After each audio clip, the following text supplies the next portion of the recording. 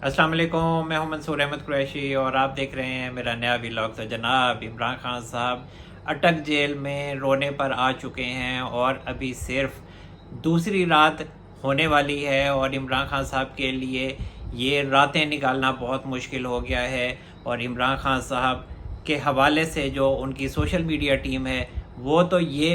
Campaign चला रही है कि इमरान खान साहब बहुत बाहिम्मत हैं और बहुत बहादुरी से वो हालात का मुकाबला कर रहे हैं और वो कह रहे हैं कि अटक जेल में जैसे भी हालात हों वो इसका बहादुरी से मुकाबला करेंगे। और इमरान खान साहब तो हैं ही बहादुर और दलेर इंसान है। और दूसरी तरफ इमरान खान साहब ने जो उनके वकील हैं नईम हैदर पंजोथा साहब,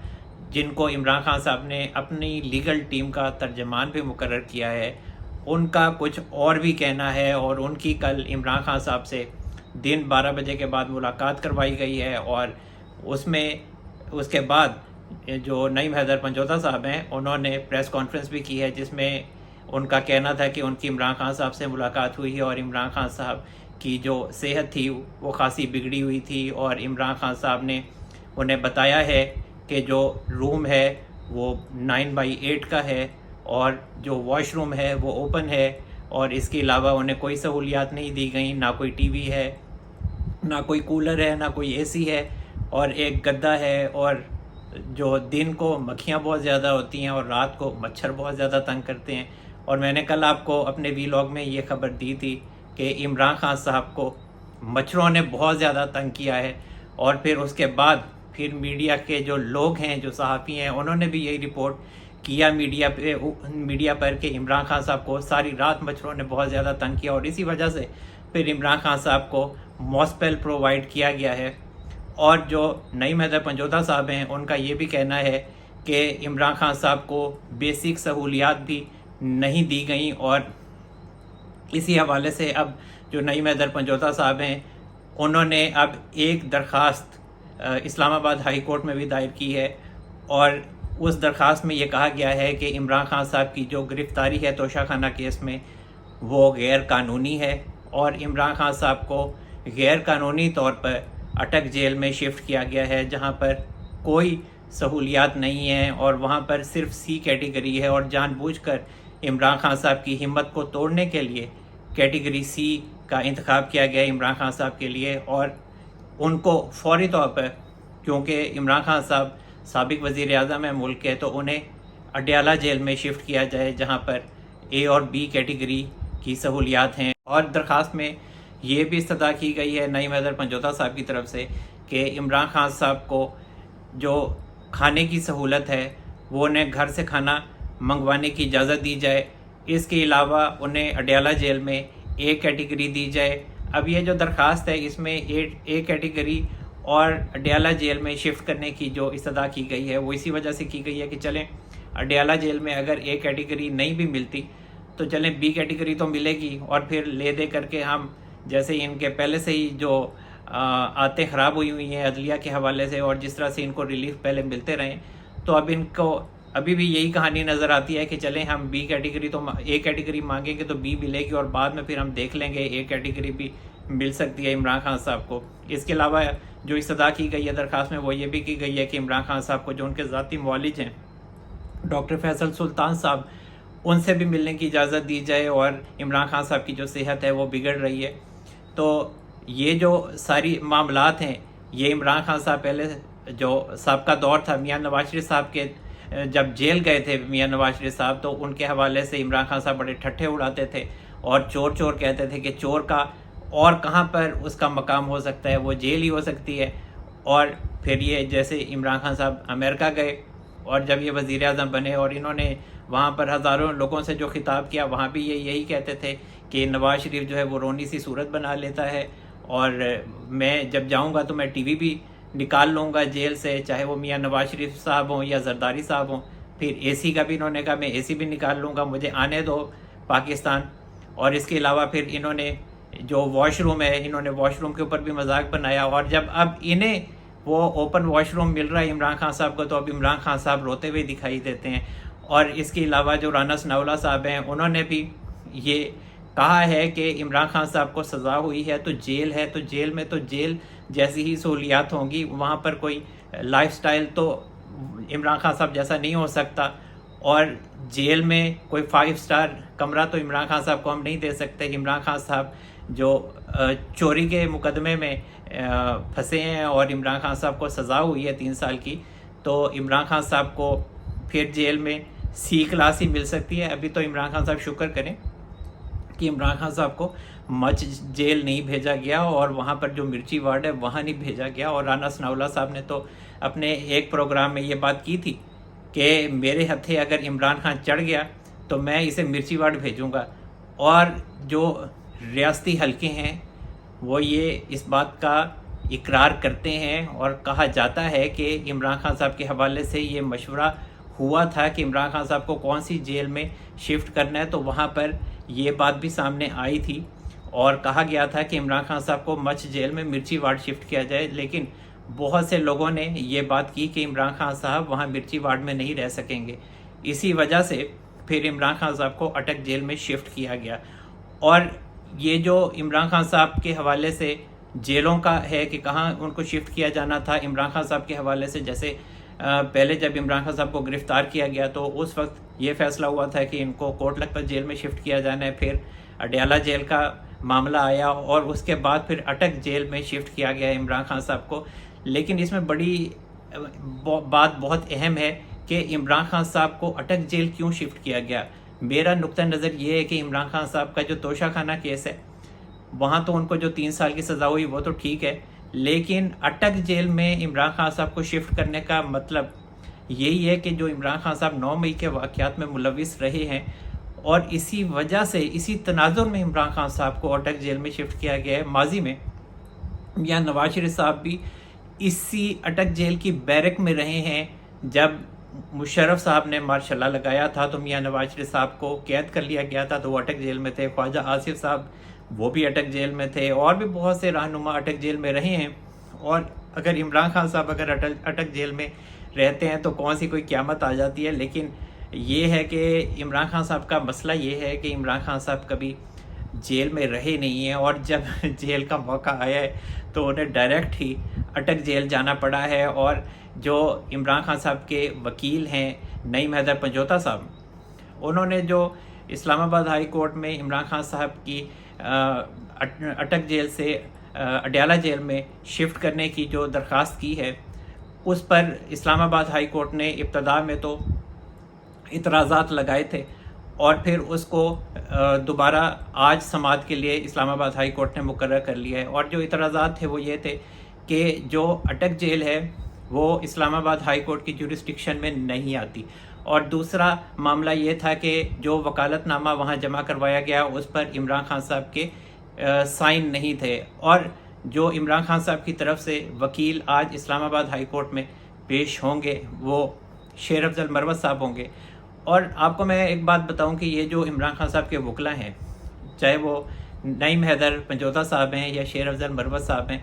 ان کو ٹکٹوں کا بھی لالچ ہے۔ اور شیر افضل مروت صاحب کے بارے میں آپ کو بتاؤں تو یہ 2018 میں بھی ٹکٹ کے امیدوار تھے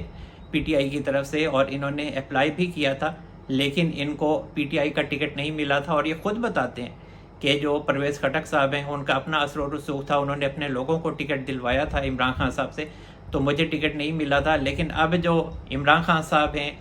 انہوں نے اپنی لیگل ٹیم کو یہ یقین دہانی کروائی ہوئی ہے کہ اگر الیکشن ہوئے اور جب بھی ہوئے تو میں یہ جو وکلا ہیں جو عمران خان صاحب کی لیگل ٹیم ہے اور یہ جو ینگ لوگ ہیں ان کو میں ٹکٹ دوں گا پی ٹی آئی کا۔ تو اسی وجہ سے یہ کہا جاتا ہے کہ یہ جو عمران خان صاحب کی لیگل ٹیم ہے یہ فی سبیل اللہ عمران خان صاحب کے لیے بھاگ دوڑ کر رہی ہے اور کیسز عمران خان صاحب کے لیے لڑ رہی ہے، لیکن اصل میں جو معاملہ ہے وہ پی ٹی آئی کی ٹکٹوں کا ہے۔ خواجہ حارث صاحب ہیں اور جو لطیف کھوسہ صاحب ہیں، غالباً وہ لوگ عمران خان صاحب سے فیس وغیرہ لیتے رہے ہیں، باقی یہ جو دیگر وکلا ہیں ان کے حوالے سے یہی کہا جاتا ہے کہ یہ فیس نہیں لیتے۔ اور دوسرا جو معاملہ ہے وہ حق دفاع کا ہے، اور یہ جو عمران خان صاحب کے خلاف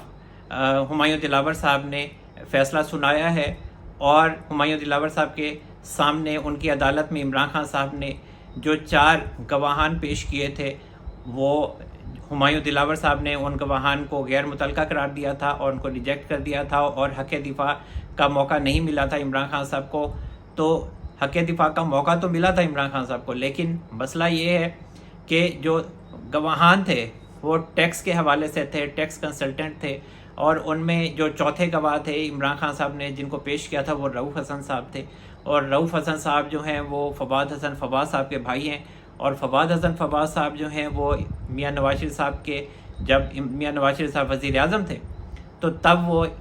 میاں نواز شریف کے پرنسپل سیکرٹری تھے. اور ان کے حوالے سے یہ بھی کہا جاتا ہے کہ ان کا نام جو ہے وہ کیئر ٹیکر پی ایم کے لیے آیا ہے. تب بھی میں نے کہا تھا کہ فواد حسن فواز صاحب کیئر ٹیکر پی ایم نہیں ہو سکتے. تو یہ جو ٹیکس کنسلٹنٹ کا معاملہ تھا، یہ اس کو ریجیکٹ کر دیا تھا ہمایوں دلاور صاحب نے، اور انہوں نے کہا تھا کہ یہ جو کیس ہے عمران خان صاحب کے خلاف توشہ خانہ کا، یہ الیکشن ایکٹ 173 اور 169 اور جو 137 ہے اس کے حوالے سے ہے. تو یہ کرپٹ پریکٹسز کا کیس ہے، جھوٹے گوشواروں کا کیس ہے. تو اس میں ایف بی آر کا معاملہ کہاں سے آ جاتا ہے؟ تو جو عمران خان صاحب کے وکیل تھے خواجہ حارث صاحب، انہوں نے اس فیصلے کو چیلنج کیا تھا اسلام آباد ہائی کورٹ میں.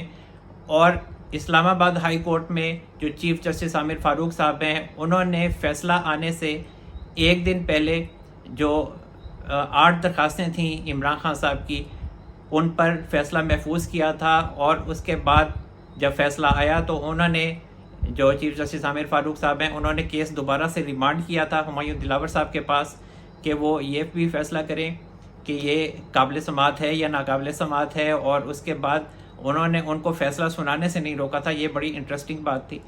اور انہوں نے صرف ایک درخواست کے اوپر فیصلہ نہیں دیا تھا، اور اس درخواست میں جو عامر فاروق صاحب ہیں انہوں نے نوٹسز جاری کیے تھے، اور وہ جو درخواست تھی وہ حق دفاع کے حوالے سے تھی. تو اب اس پر جو سماعت ہے وہ 10 اگست کو کی جانی ہے. اور اب عمران خان صاحب کے جو وکلا ہیں ان کو بلایا گیا ہے 10 اگست کو. الیکشن کمیشن کے وکیل امجد پرویز صاحب کو بھی بلایا گیا ہے. اب یہ جو درخواست ہے حق دفاع کی، میرا خیال ہے کہ یہ غیر مؤثر ہو جائے گی، کیونکہ فیصلہ تو آ چکا ہے. تو اب معاملہ تو ختم ہو چکا ہے نا عمران خان صاحب کا. عمران خان صاحب بیچارے جیل بیٹھے ہوئے ہیں، اٹک جیل میں. تو میرا خیال تو یہی ہے کہ جو چیف جسٹس اسلام آباد ہائی کورٹ ہیں عامر فاروق صاحب، وہ مزید اس درخواست کے اوپر کوئی کارروائی نہیں کریں گے. اور عمران خان صاحب، اس سے پہلے جو عمران خان صاحب کے خلاف فیصلہ آیا اس کے حوالے سے بھی عمران خان صاحب کی یہ خواہش تھی، درینہ خواہش تھی کہ عمران خان صاحب کا جو کیس ہے وہ سپریم کورٹ میں لگے، ان کی جو درخواستیں ہیں وہ سپریم کورٹ میں لگیں. اور اسی وجہ سے عمران خان صاحب کے جو وکیل ہیں خواجہ حارث صاحب، وہ 2 بار سپریم کورٹ میں گئے کہ عمران خان صاحب کا یہ جو کیس ہے وہ جو ایک نقطے پہ تھا کہ جو الیکشن کمیشن ہے وہ 120 دن کے اندر گوشواروں کی جانچ پڑتال کر سکتا ہے، اور اس کے بعد پھر وہ جانچ پڑتال نہیں کر سکتا. لیکن جو ہمایوں دلاور صاحب ہیں انہوں نے عمران خان صاحب کا جو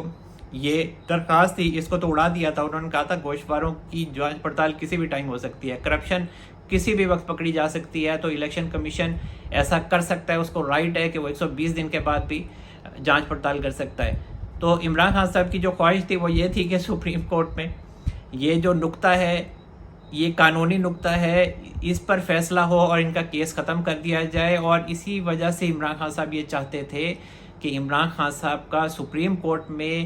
جو کیس ہے وہ جسٹس منیب اختر صاحب، جسٹس اعجاز الاحسن صاحب، یا justice chief justice Umar Ata Bandial صاحب سنیں، یا جسٹس مظاہر علی اکبر نقوی صاحب سنیں. تو یہ 3-4 لوگوں کا ایک بینچ بنے تو وہ عمران خان صاحب کے خلاف یہ جو توشہ خانہ کیس ہے اس کو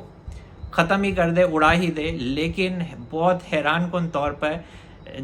موڑ تب آیا اس سٹوری میں جب عمران خان صاحب کے خلاف جو بینچ بنا سپریم کورٹ میں، وہ جسٹس یحییٰ آفریدی صاحب نے سربراہی کی اس بینچ کی، اور ان کے ساتھ جو شامل تھیں وہ جسٹس مسرت ہلالی صاحبہ تھیں اور جسٹس مظاہر علی اکبر نقوی صاحب تھے.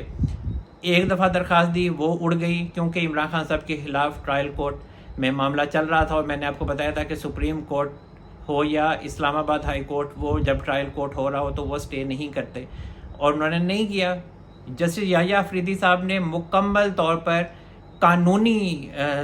فیصلہ دیا، اور دوسری دفعہ جب درخواست دوبارہ لے کے آئے تو اسی آس پر لے کے آئے خواجہ حارث صاحب کے اس دفعہ جو بینچ بنے گا وہ جسٹس اعجاز الاحسن، جسٹس منیب اختر صاحب اور جسٹس بندیال صاحب ہوں گے چیف جسٹس، یا پھر جسٹس مظاہر علی اکبر نقوی صاحب ہوں گے. لیکن پھر بھی وہ بینچ نہیں بنا. آخر کار انہوں نے شرم کر کے ویسے ہی کہہ دیا، کیونکہ جسٹس یحییٰ آفریدی صاحب نے ان سے پوچھا کہ اب دوبارہ آپ لوگ کیا کرنے آئے ہیں، ہم تو آپ کو ریلیف دے چکے ہیں اور ہم آپ کو کہہ چکے ہیں کہ آپ کی تمام درخواستوں پر اسلام آباد ہائی کورٹ کے چیف جسٹس عامر فاروق صاحب اکٹھا فیصلہ دے دیں اور سنا دیں کہ انہوں نے ریجیکٹ کرنی ہے یا ایکسیپٹ کرنی ہے، بعد میں دیکھا جائے گا. اسی لیے کیونکہ عمران خان صاحب کی مرضی کا، خواجہ حارث صاحب کی مرضی کا وہ بینچ نہیں بنا تھا، تو اسی لیے پھر جو خواجہ حارث صاحب ہیں انہوں نے کہا جی میں اپنی درخواست ہی واپس لیتا ہوں، کیونکہ درخواست جو ہے وہ اسلام آباد ہائی کورٹ میں زیر سماعت ہے اور اس کا فیصلہ جو ہے وہ محفوظ کیا جا چکا ہے. اس وقت فیصلہ محفوظ ہو چکا تھا، پھر ایک دن کے بعد فیصلہ سنا دیا گیا 7 درخواستوں کے اوپر. اور اس کے علاوہ جو عمران خان صاحب کے لیگل ٹیم کے ترجمان ہیں نعیم حیدر پنجوتا صاحب، ان کے حوالے سے ایک بڑی اہم بات سامنے آئی ہے کہ انہوں نے ہمایوں دلاور صاحب، جنہوں نے عمران خان صاحب کے خلاف جو توشہ خانہ کیس ہے اس میں 3 سال قید کی سزا سنائی، عمران خان صاحب کو 1 لاکھ روپے جرمانہ کیا ہے، تو نعیم حیدر پنجوتا صاحب کے خلاف، ہمایوں دلاور صاحب کے خلاف جو فیس بک کی پوسٹ تھیں وہ سوشل میڈیا پر پوسٹ کرنے کی وجہ سے نعیم حیدر پنجوتا صاحب کو ایف آئی اے نے آج دن 10 بجے طلب کر لیا ہے، اور جو سائبر کرائم سرکل ہے ایف آئی اے کا، انہوں نے جو نعیم حیدر پنجوتا صاحب ہیں ان کو طلب کیا ہے اور کہا ہے کہ اگر نعیم حیدر پنجوتا صاحب اس کیس میں پیش نہیں ہوتے تو پھر جو سائبر کرائم سرکل ہے وہ یہی سمجھے گا کہ نعیم حیدر پنجوتا صاحب کے پاس اپنے دفاع میں کہنے کو کچھ نہیں ہے. تو یہ جیسا کہ میں نے آپ کو بتایا کہ وہ چاہے عمران خان صاحب ہوں یا پھر ان کے وکلا ہوں، بہت مشکل وقت ان لوگوں کے لیے آنے والا ہے. اب بہت سے لوگ یہ کہتے ہیں کہ جسٹس قاضی فائز عیسیٰ صاحب جب آئیں گے، چیف جسٹس بنیں گے، تو اس وقت عمران خان صاحب کے کیسز کی کیا صورتحال ہوگی. تو عمران خان صاحب کے لیے وہ اس دور سے بھی زیادہ مشکل وقت ہوگا، کیونکہ عمران خان صاحب کے جو کیسز ہیں وہ مکمل طور پر قانونی ہیں، اور کوئی ان میں کوئی ایسے نہیں ہے کہ وہ سیاسی کیسز ہیں. اور عمران خان صاحب نے ہر معاملے میں وائلیشن کیا، چاہے وہ توشہ خانہ کیس ہو، یہ جو سائفر کا معاملہ ہے، اس میں القادر ٹرسٹ کیس ہے، اس میں یہ تمام جو کیسز ہیں عمران خان صاحب کے خلاف، ان میں عمران خان صاحب کو سزا ہو جائے گی، اور باقی رہی صحیح کسر جو ہے وہ 9 مئی کے واقعات ہیں وہ نکال دیں گے. اور عمران خان صاحب کا ملٹری کورٹ میں ٹرائل ہوگا، اور میں شروع سے یہ کہتا آیا ہوں کہ عمران خان صاحب کو ملٹری کورٹ کے تحت بھی سزا ہوگی، اور اسی تناظر میں عمران خان صاحب اس ٹائم اٹک جیل میں قید ہیں. اور عمران خان صاحب باز نہیں آ رہے تھے. عمران خان صاحب کو بہت سمجھایا گیا کہ آپ فوج سے پنگا نہ کریں، لیکن عمران خان صاحب پنگا لینے سے باز نہیں آ رہے تھے، اور اب اٹک جیل میں رو رہے ہیں. اور ایک اور اہم خبر کہ جو شمشان بخاری ہیں، جنہوں نے بہت ساری پارٹیز تبدیل کی ہیں اور اب وہ پی ٹی آئی میں ہیں، اور اب پی ٹی آئی سے بھی اڑان بھرنے کی تیاری ہے ان کی، تو ان کی ایک نجی محفل میں ایک آڈیو لیک سامنے آئی ہے جس میں وہ کہہ رہے ہیں کہ عمران خان صاحب نے 9 مئی کو جب گرفتاری ہوئی تو اس سے 3 دن پہلے انہوں نے یہ پلان بنا لیا تھا کہ انہوں نے فوجی املاک، تنصیبات اور جو کور کمانڈر کا گھر ہے لاہور میں اس کو نظر آتش کرنا ہے. اور ان کے مطابق قاسم سوری اور شہریار آفریدی اور ڈاکٹر یاسمین راشد اور مراد سعید سب سے زیادہ بڑھ چڑھ کر حصہ لے رہے تھے اس پلاننگ میں. اور جو 9 مئی کا واقعہ ہوا، عمران خان صاحب اس میں اریسٹ ہوئے، تو شمشان بخاری اس آڈیو میں یہ کہہ رہے ہیں کہ مجھے ڈاکٹر یاسمین راشد کا فون آیا اور کہا کہ ہم نے جو کور کمانڈر کا گھر ہے لاہور میں وہاں جانا ہے. تو میں نے کہا جی میری تو طبیعت خراب ہے. مجھے ویسے اس بات پر بڑی ہنسی آئی کہ انہوں نے کہا کہ میری تو جی طبیعت خراب ہے، تو میں تو اوکاڑا میں ہوں. تو یہ اچھا جان چھڑانے کا بہانہ تھا شمشان بخاری کا. اور اس کے بعد جو سمسام بخاری ہیں، ان کا یہ کہنا ہے کہ ڈاکٹر یاسمین راشد صاحبہ نے اس کے بعد شفقت محمود صاحب سے رابطہ کیا تو شفقت محمود صاحب نے ان سے کہا کہ ایسی حرکت نہ کریں، اس سے پارٹی مکمل طور پر تباہ ہو جائے گی، اور شفقت محمود صاحب بھی گاڑی میں بیٹھ کر واپس اپنے گھر کو روانہ ہو گئے، وہ بھی ان واقعات میں ملوث نہیں تھے۔ اور آپ کو پتہ ہے کہ شفقت محمود صاحب کو تو کسی نے ہاتھ بھی نہیں لگایا، ان کو بھی تتی ہوا بھی نہیں لگی۔ تو یہ جو ڈاکٹر یاسمین راشد ہیں، اب شہریار آفریدی ہیں، تو یہ لوگ تو پکڑے ہوئے ہیں اور بہت مشکلات میں جیلوں میں قید کاٹ رہے ہیں۔ باقی جو 2 لوگ ہیں، مراد سعید صاحب ہیں اور جو قاسم سوری صاحب ہیں، ان کے حوالے سے ابھی کوئی ریاست نے کوئی خبر نہیں دی۔ بہت سے ذرائع تو یہی کہتے ہیں کہ جو مراد سعید صاحب ہیں وہ اریسٹ ہو چکے ہیں، اور میں نے بھی آپ کو بتایا تھا کہ ریاست کسی خاص وقت پر مراد سعید صاحب کو سامنے لے کر آئے گی۔ ایک اور اہم خبر کہ ملٹری کورٹ میں سویلینز کے ٹرائل کے حوالے سے سپریم کورٹ میں جو درخواستیں دائر کی گئی تھیں، اور اس کا جو اب تحریری فیصلہ ہے وہ جاری ہوا ہے، اور تحریری فیصلہ اس درخواست پہ جاری ہوا ہے جس میں استدعا کی گئی تھی فیصل صدیقی صاحب کی طرف سے کہ فل کورٹ بنا دیا جائے ملٹری کورٹس میں سویلینز کے ٹرائل کے حوالے سے۔ تو جو سپریم کورٹ کے چیف جسٹس ہیں عمر عطا بندیال صاحب، انہوں نے جو فیصلہ لکھا ہے اس میں یہی کہا ہے کہ جو یہ وقت ہے فل کورٹ بنانے کا وہ نہیں ہے، اور گرمیوں کی چھٹیاں ہیں۔ اس کے علاوہ اٹارنی جنرل یہ کہہ چکے ہیں کہ یہ سپریم کورٹ کی ثوابدید ہے کہ وہ فل کورٹ بنائے یا نہ بنائے، اور سپریم کورٹ یہ فیصلہ کر چکی ہے، چیف جسٹس صاحب یہ فیصلہ کر چکے ہیں کہ بینچ تشکیل دینے کا جو فیصلہ ہے وہ چیف جسٹس کی ثوابدید ہے۔ اور جو گرمیوں کی چھٹیوں کی وجہ سے جو ججز ہیں وہ اویلیبل نہیں ہیں، اس کے علاوہ جو جسٹس قاضی فائز عیسیٰ صاحب ہیں اور جو سردار طارق مسعود صاحب ہیں وہ ویسے ہی کیس سننے سے انکار کر چکے ہیں۔ وہ ایک الگ بات ہے کہ انہوں نے کیس سننے سے انکار نہیں کیا، لیکن وہ چاہتے تھے کہ وہ پریکٹس اینڈ پروسیجر بل پر جو سٹے ہے وہ پہلے ختم ہو، اور پریکٹس اینڈ پروسیجر بل کے حوالے سے جو قانون ہے کہ 3 لوگ جو 3 سینئر ججز ہیں سپریم کورٹ کے وہ بینچ کی تشکیل کریں گے، تو چیف جسٹس عمر عطا بندیال صاحب نے اسی حوالے سے اسی وجہ سے اس پریکٹس اینڈ پروسیجر بل کے اوپر سٹے کیا ہوا ہے۔ تو وہ معاملہ تو ختم ہو گیا، اور اس کے علاوہ جو جسٹس منصور علی شاہ صاحب ہیں انہوں نے بھی بینچ میں بیٹھنے سے معذرت کر لی تھی۔ تو ابھی یہ صورتحال فل بینچ کی نہیں بنتی، تو اسی وجہ سے پھر جو سماعت ہے وہ غیر معینہ مدت کے لیے ملتوی کی جاتی ہے، اور کوئی تاریخ بھی نہیں دی گئی کہ ملٹری کورٹس میں سویلینس کے ٹرائل کے حوالے سے دوبارہ سماعت کب ہوگی۔ اور اس کے علاوہ بڑا اہم بیان army chief general Asim Munir صاحب کا سامنے آیا ہے، اور ان کا کہنا ہے کہ جو بھی جتھے ہیں یا گروپس ہیں اور وہ اگر ملک میں انتشار پھیلاتے ہیں، دہشت گردی پھیلاتے ہیں، تو ان کے ساتھ کوئی مذاکرات نہیں ہوں گے، انہیں کوئی معافی نہیں ملے گی۔ ان میں ایک تو ٹی ٹی پی کے لوگ ہیں، ان کے حوالے سے انہوں نے یہ بیان دیا ہے، لیکن دوسری طرف یہ اشارہ عمران خان صاحب کی طرف بھی ہے کہ عمران خان صاحب کو army chief general Asim Munir صاحب کسی صورت معاف نہیں کریں گے اور معاف نہیں کرنا چاہتے، اور ملٹری کورٹس میں جو ٹرائل کا معاملہ ہے اس سے بھی عمران خان صاحب نہیں بچیں گے۔ اور عمران خان صاحب کے خلاف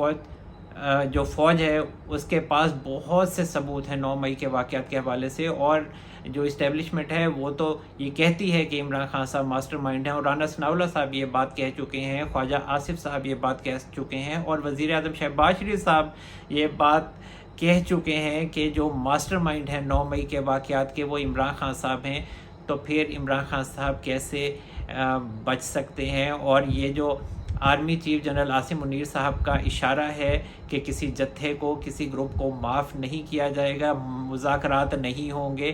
تو یہ عمران خان صاحب کی طرف بھی بہت حد تک اشارہ ہے۔ اور یہ جو درخواست ہے کہ عمران خان صاحب کو شفٹ کیا جائے گا اڈیالہ جیل، اسلام آباد ہائی کورٹ کیا فیصلہ دے گی کہ عمران خان صاحب کو اڈیالہ جیل میں شفٹ کیا جائے؟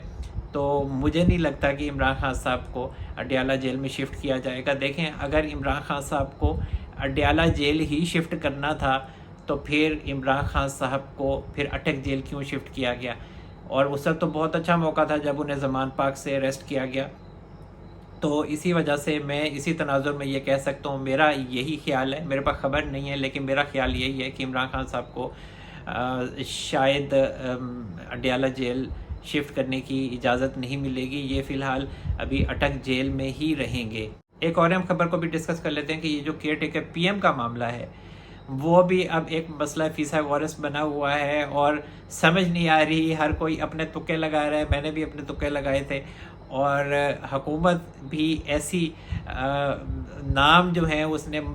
سنبھال کے رکھے ہوئے ہیں، اور وہ بھی اتنی پکی ہے کہ وہ نام سامنے نہیں لا رہی۔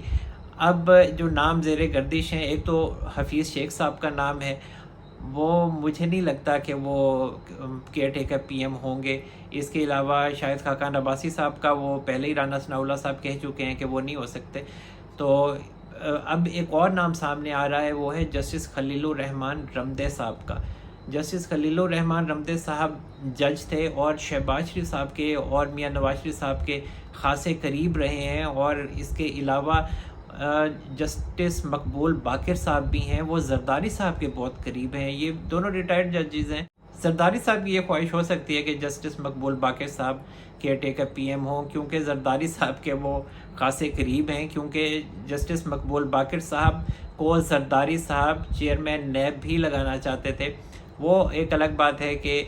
جو نئے چیئرمین نیب بنے وہ آفتاب سلطان صاحب تھے، وہ بھی بعد میں چھوڑ گئے کیونکہ وہ چاہتے تھے کہ انہیں فری ہینڈ ملے اور وہ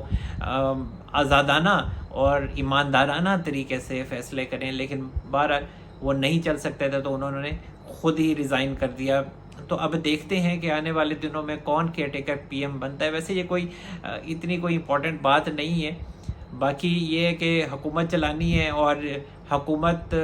میں آپ کو یہی لوگ ہی نظر آئیں گے، مطلب آپ کو اس حکومت کا ہی ٹچ دکھائی دے گا کہ جو کیئر ٹیکر گورنمنٹ ہوگی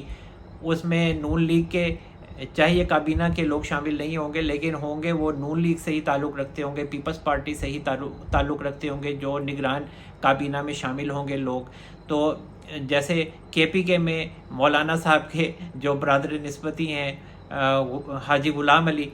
تو وہ گورنر ہیں، تو وہی ساری کے پی کے گورنمنٹ چلا رہے ہیں، اور وہ بھی ایک کیئر ٹیکر گورنمنٹ ہے کے پی کے میں۔ تو وفاق میں بھی ایسی ہی صورتحال ہوگی، اور جو رانا ثناء اللہ صاحب ہیں انہوں نے بھی اب اس بات کا اشارہ دے دیا ہے کہ اگر الیکشن فروری مارچ میں ہو جاتے ہیں 2024 میں تو بھی کون سا کوئی مذائقہ ہے، الیکشن تو ہونے ہی ہے، چاہے وہ اکتوبر 2023 میں ہو یا فروری مارچ 2024 میں۔ اور میں نے آپ کو پہلے ہی بتا دیا تھا کہ الیکشن جو ہیں وہ مارچ 2024 میں ہوں گے۔ تو جناب اب تک کے لیے اتنا ہی۔ اللہ تعالی ہم سب پر اپنا رحم و کرم فرمائے۔ منصور احمد قریشی کو اجازت دیجیے، اپنا بہت سارا خیال رکھیے گا۔ اللہ حافظ۔